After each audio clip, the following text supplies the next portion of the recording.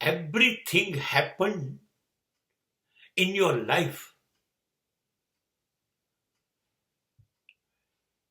And everybody entered in your life.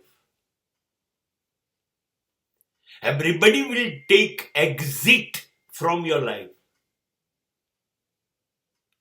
Everything is pre-decided. It is your stupidity that you believe everything is here for me only, me only, me only. આ જીવનમાં જે કંઈ બની રહ્યું છે, જે લોકો આવી રહ્યા છે, આવી ગયા છે, અને જે લોકો ગયા અને હવે જવાના છે, જઈ રહ્યા છે, આ બધું પહેલેથી નક્કી છે. તમને સમજ ના પડે તો એ મૂર્ખામી કોની છે? તમારી છે. કશું કારણ વગર બનતું જ નથી અહીંયા.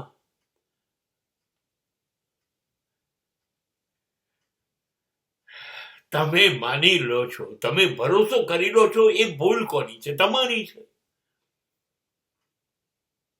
પછી શરૂ થઈ જાય છે તમારી અપેક્ષાઓ, આશાઓ. તમે નક્કી કરો છો આ મા બાપ છે, પણ એક મા બાપ પહેલા નહોતા. એ હવે પછી નહીં હોય.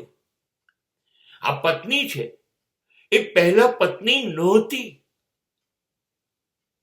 એ પછીથી હવેથી ક્યારેય પત્ની બીજી વખતના નવા જન્મમાં નહીં હોય. આ સંતાનો પણ નહીં હોય, આ ભાઈ બહેન નહીં હોય, આ મિત્રો નહીં હોય, નહીં કશું જ નહીં હોય. અરે આ કુટુંબ નહીં હોય, જાતિ નહીં હોય, ધર્મ નહીં હોય, આ ઘર, આ પૃથ્વી, આ શહેર, આ દેશ, કશું જ આનું આ નહીં હોય. હવે તમે બધું જ અત્યારે મારું છે, મારા માટે છે એવું માનીને બેસી જાય. અને વસ્તુ કે વ્યક્તિનો સ્વભાવ છે, સમય થાય એટલે જતા રહેવું. સમય ના થાય ત્યાં સુધી તમારી સાથે રહેવું. તમને લાગે કે બધા તમારા પોતાના છે. એ ભૂલ કોની? લાગ્યા પોતાના. એ તમારી. કુદરતે કશું જ નક્કી નથી કર્યું. કોઈ પાત્ર કાયમ તમારી જિંદગીમાં એવું કુદરતે નક્કી નથી કર્યું. એ રહેશે કે જશે એ કુદરત નક્કી કરે છે. એ કેવી રીતે આવી ગયું એ કુદરત નક્કી કરે છે. આમાંનું કશું પહેલેથી નક્કી નથી હોતું.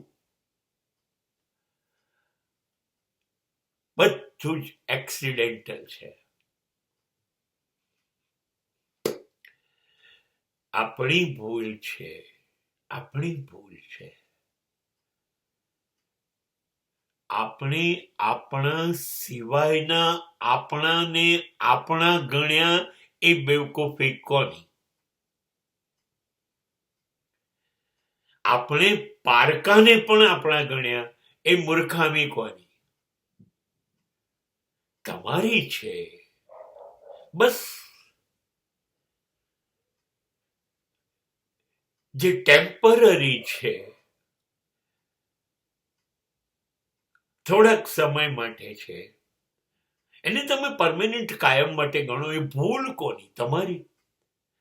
પછી કહો છો કે બધા મને દુઃખ આપી ગયા, મને પીડા આપી ગયા, મને છોડી ગયા, મારી જોડે વિશ્વાસઘાત કરી ગયા. કરવો જ જોઈએ, કેમ કે એ તો આવ્યા હતા જ આ કામ માટે. તમે પોતાના માની લીધા એટલે થોડી પોતાના થઈ જાય છે. બધું જ કેટલા સમય માટે તમારું છે, તમારું નથી, એ બધું કુદરત નક્કી કરે છે.